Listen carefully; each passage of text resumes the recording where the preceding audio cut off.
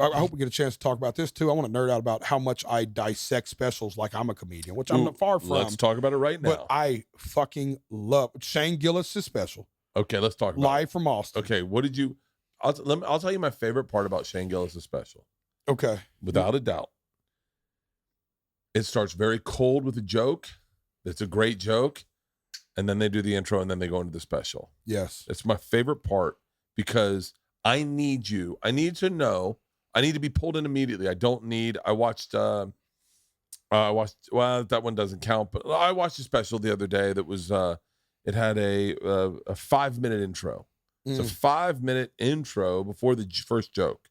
And no funny, just like, like a scenario or whatever. And I kind of thought to myself,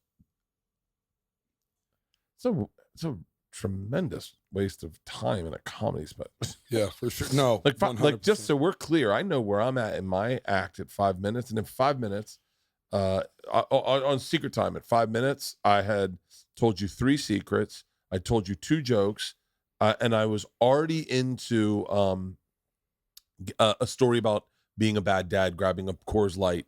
I just watched it with my dog the other day because I was putting it on for my dogs, and Peter and all them were in there. I was like, I put my specials on for my dogs. Yeah. And I hear your voice. And at that moment in the special, I realized this was going to be a good special. And it's when I grabbed a Coors Light instead of a and you were like, fuck it, I'm committed. Or I don't want to step on the joke for those who haven't seen it. The joke was, no, fuck it, it's too late. Yeah. I said, as soon as that beer hits your lips, it's like a finger in your ass at an orgy. Yep. You got to decide what man you are. Do you push back into it or you pull away from it? Yeah. I pushed back into it. I killed that Coors Light. Yeah. Then reached in my pocket and prayed there's another Coors Light. Who wants a fucking Bud Light if you just had a Coors Light at 8 a.m.? And when they started, that's 5 minutes into my specials. Like, I'm not the best in the game. And there are dudes way better. And there are guys going for different things. But like, I would argue that that if you were putting out a music album and your first 5 minutes was you telling a story, you'd be like, I think I'm missing out on the music part. Right. You should have a 5-minute song to open your comedy. But that was what I loved. That was what I loved about Shane's. I loved how he would his setups, the storytelling. I love it felt like the most relaxed special I've watched in forever. It's almost like he didn't give a fuck he was shooting a special. Like, I thought I was in the comedy club with him. And that felt different for some reason. I don't know why I don't get the expertise stuff like y'all do, and I'd love for you to tell me why I felt that way. But watching it felt like I was just in the club. I felt like we were at Zany's, and Dorfman was sitting next to me like, you got to watch this guy. He's fucking funny. And then he comes out and crushes. Because I didn't know who he was, Man on the Moon at the time, right? I didn't catch none of I went back to the Gillian Keefe shit. Yeah. Right? Shane has an insane relatability that he doesn't force. It's natural. I don't want to say too much about. I just spent 2 weeks with the guy, so I've assessed a lot of what makes him great or what I enjoy about him, and I know it. Now I do that not to ever replicate it, but to see what am I doing. What am I doing? Certain things. Maybe for someone it's inflection, like with Sam Kinison. We know we loved when he would raise his voice and get high. Yeah. Right. That was like something you go, oh, that is different, it's special. Shane has little nuances that he does that I'll tell you, but we'll edit out because I don't want to tell you and then people notice them. What I love about him is, very candidly, and this is my love letter to Shane. I hope he hears this one day because I know what he'll tell me. So Georgia, my oldest daughter, their generation, they don't. I don't know the right way to say this, but like comedy is the enemy, right? Because comedy is making fun of all the social justice things they hold so precious, right? I'm not saying that one is right and one is wrong. I think it's great to acknowledge, what's going on in this country and to stand up for certain things. Shane, all the things Georgia finds precious, Shane are all of his bits. I mean, like everything that my daughter Georgia goes, you can't joke about that. Shane jokes about it. Right. So my very first day, Big J misses his flight. And Big J is Georgia's favorite comic alive. Big J Oakson's Georgia's favorite comic alive. Big J and David Tell are her number 1 and number 2.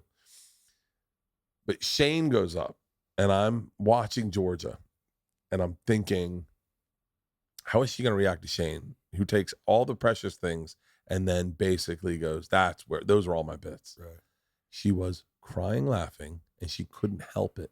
And she would grab her mouth and then look at me as if she was busted. And then she goes, Dad, you can't help it. The way he says it, Dad, it's like, Dad, he can get away with it. Right. Because like, he's a good guy, but like, and like, it's hard to explain, Dad. And then at the end of the night, I said, try to explain it to me. And she goes, well, it's like the way Shane does comedy. Like, he says the thing that you kind of have thought, but you've never said out loud, but then he says it for you. But he says it in such a surprising way that it catches you off guard and you can't help but laugh. I go, baby, that's comedy. That's comedy. Yep. To watch her watch Big J, Shane, and Dave, that's who went right before me. Right. Every night I watched her watch those three dudes. That's the only ones I could watch. She was working on the other ones. I got to watch her watch everything. And usually I'd watch it with her on the big screen. To watch her cry laughing at jokes she heard the second time, or watch Dave Attell rephrase a joke or re-shimmy a joke. It was the greatest gift I could have ever given myself, because now it's like her sense of humor, the gloves are off. Right. She's making jokes I could have never guessed. It was the fucking greatest, man. I don't know, I felt that way because some of the stuff Shane talked about in his special was that to me. It was like, I never thought of it that way. That's fucking funny. That makes a lot of sense. The Alabama football team stuff was a prime example of. He's amazing, man. He really is. He's the special I like as of recent. You know, something I stole this from you. I'm gonna give you credit. I'm gonna give you your flowers in person. Please. You did a thing where you were talking about how you watched that most specials in the first 30 minutes, which is ironic because Shane's was like 51 and Stav's new one was like 49 or something, or 52. If you cut the fluff in the beginning and the end, it was still short of 40. Like, you can tell people are adopting that format. Yeah. Especially the YouTube side of it. I think Shab's Gringo Poppy was 39. Yeah. But, and it was interesting, but you said, so I come out with what used to be on the 55-minute mark. I think, I don't remember exactly what you said. I don't want to fuck it up, so you correct me, but you tell your second best joke first and your first best joke in the middle. Yeah. Or it was reverse of that, so right? I took all my laughs per minute. I took all the things, all the big pops, and I opened with them. Exactly. And then I took my closer, which was my best bit, and I put it at 22 minutes because I figured that was it. That was it. Yeah. I heard Dalia had told me no one watches past 30 minutes. Yeah. And then the person, if you can go back into the things, you'll know who it is. But some person was like kind of oblivious, and they were like, they watched the whole thing. And I went, I know what I watched. I watched 30 minutes of, and I love Dalia. I watched 30 minutes of his. I watched 30 minutes of everyone's special. Yeah. And then the good ones, like Chappelle, you end up watching the whole thing. The one that opens with Kicker and the Pussy, which is possibly the greatest joke ever written, in my opinion. For sure. I love that joke. As soon as I saw that joke, I went, I'm watching the whole fucking thing. I go, why would you waste a great joke at the end if no one's going to watch it? Exactly. So now now my special's kind of like, I don't even know what the fuck I'm doing with it. I'm trying to figure it out. But that's what's so fun about what y'all do compared to what we do. Imagine me trying to like write a song every night in a new city that was like, hey, I bombed on the hook last night, so I wrote a new hook. Y'all didn't hear it, but here's the new hook of the site. It's fucking nuts. But I stole that from you. And spoiler alert to Jelly Roll fans. The first I can't wait till the day you see a Jelly Roll show. The first 3 songs, I come awkwardly close to blowing my load. Dude, I come out. Well, I used to come out the opposite until I heard you say that in a podcast. You changed my whole set list, bro, because I was like, he's compliment. Right. I need to come right out fucking swinging for the fucking fences, especially. And I come out even harder. I have multiple set lists, of course. Yeah. But I have like, if I'm like direct support for somebody, like I'm direct support for Brantley Gilbert in Jacksonville tomorrow. Okay. I'm bringing the Oklahoma City Thunder out the gate, right? Like the first 8 minutes of my show, you're going to be like, whoa, there's nothing else for him to do.